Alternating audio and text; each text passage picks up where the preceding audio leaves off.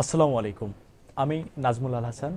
আমার ছোটদের জন্য দুটি গল্পের বই প্রকাশিত হয়েছে গতবারের বইমেলায়। গল্পের বই দুটির নাম নেশামণি একটি বিড়াল এবং তনুয়া লিলিপুট। আমি যদি বই দুটির সঙ্গে আপনাদেরকে পরিচয় করিয়ে দেই, তাহলে সর্বপ্রথম যে বইটির সঙ্গে পরিচয় করিয়ে দিব সেটি হচ্ছে নেশামণি একটি বিড়াল। এই বইটিতে মোট গল্প রয়েছে 8টি। এই বইয়ের নামকরণ নেশামণি একটি বিড়াল হওয়ার কারণ হচ্ছে এই গল্পটিতে একটি গল্প, যে গল্পটি নেশামণিও একটি বিড়াল নামে নামকরণ করা হয়েছে। তো এই গল্পের নামকরণ অনুসারে এই বইটিরও নামকরণ করা হয়েছে নেশামণিও একটি বিড়াল। আমি যদি আরেকটু বাড়িয়ে বলি এই বইটা সম্পর্কে, এই বইটাতে যেগুলো গল্প আছে সেগুলো গল্পের ভাজে ভাজে শিশু এবং কিশোরদের জন্য নীতি নৈতিকতার কথা বলা হয়েছে। গল্পের ভাজে ভাজে শিশু ও কিশোরদের ভালো কাজে, সৎ কাজের এবং বিনয়ী হতে উদ্বুদ্ধ করা হয়েছে। এবং আমি যদি আরেকটি বই দেখাই আমার লেখা গল্পের ছোটদের জন্য, সেটি হচ্ছে তনু ও লিলিপুট। তনু ও লিলিপুট বইটিতে মোট গল্প রয়েছে 60টি। এই গল্পের বইটিতে যে গল্পগুলো আছে সেগুলো নেশামণি একটি বিড়ালের মতোই আর কি নীতি নৈতিকতামূলক গল্প, যে গল্পগুলোর মাধ্যমে শিশু এবং কিশোররা আগামীতে বেড়ে ওঠার ক্ষেত্রে, নীতি নৈতিকতা শেখার ক্ষেত্রে ভালো কাজে তারা উদ্বুদ্ধ হবে। তো দর্শক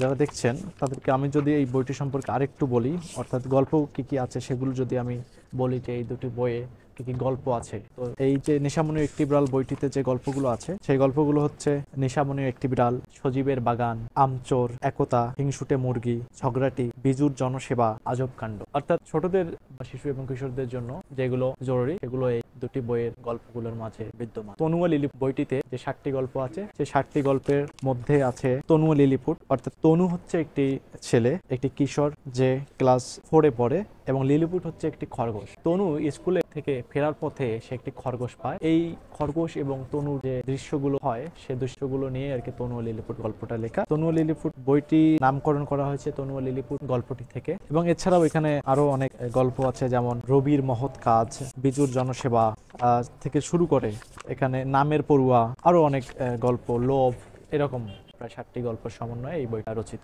এবং আমার লেখা এই দুটি শিশু এবং কিশোরদের গল্পের বইয়ের প্রকাশক হচ্ছে বাংলানামা।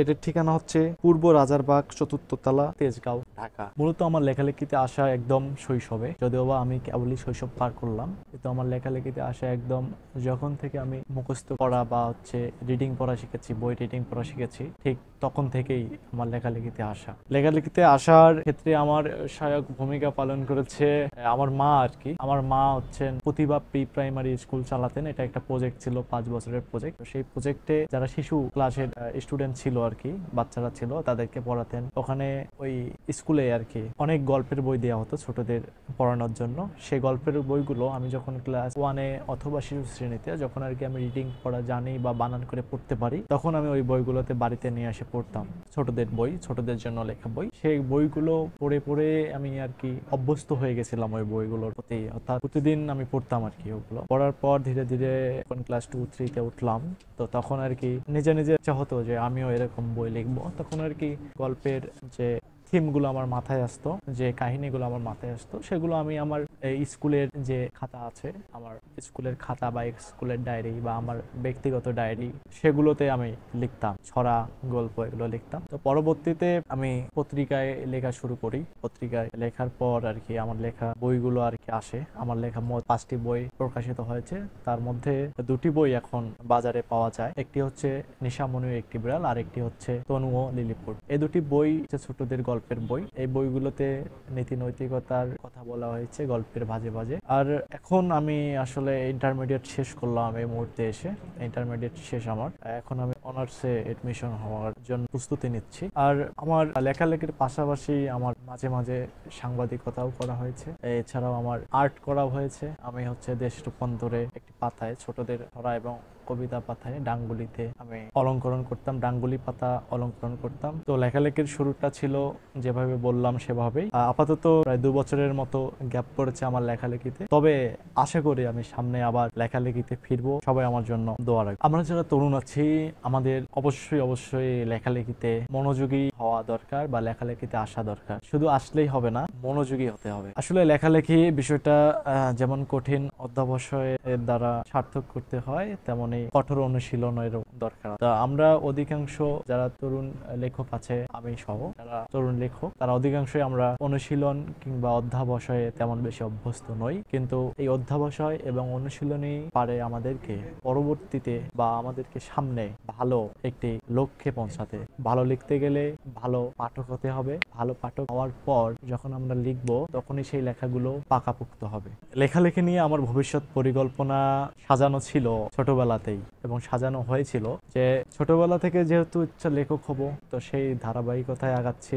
আপনারা দেখছেনই যে লেখালেখিতে আছি। আমার লেখা যেহেতু এখন পর্যন্ত 5টি বই প্রকাশিত হয়েছে এবং বইগুলো বেশ ভালো সাড়া জাগিয়েছে, তো সেক্ষেত্রে যতদিন বেঁচে আছি ততদিন লেখালেখির সঙ্গেই থাকতে চাই। ছোটদের গল্প, ছড়া, উপন্যাস লিখতে চাই, এবং যদি সম্ভব হয় তাহলে বড়দের জন্যও কবিতা, গল্প, উপন্যাস লিখব। বইটা একটি অনলাইন ভিত্তিক বই বিক্রয় এবং বই প্রকাশের মিডিয়া। এই বইটার জন্য অনেক অনেক শুভকামনা। বইটা বই নিয়ে যেভাবে কাজ করছে সেভাবে কাজ করে যাক, এবং আগামী দিনে বইটা বাংলাদেশ ছড়িয়ে বাংলাদেশের বাইরের বিভিন্ন দেশে বাংলা ভাষাভাষী যে পাঠক আছে সে পাঠকদেরকে ভালো বই, মানসম্মত বইয়ের সেবা দিবে, এমনটাই আশা করি।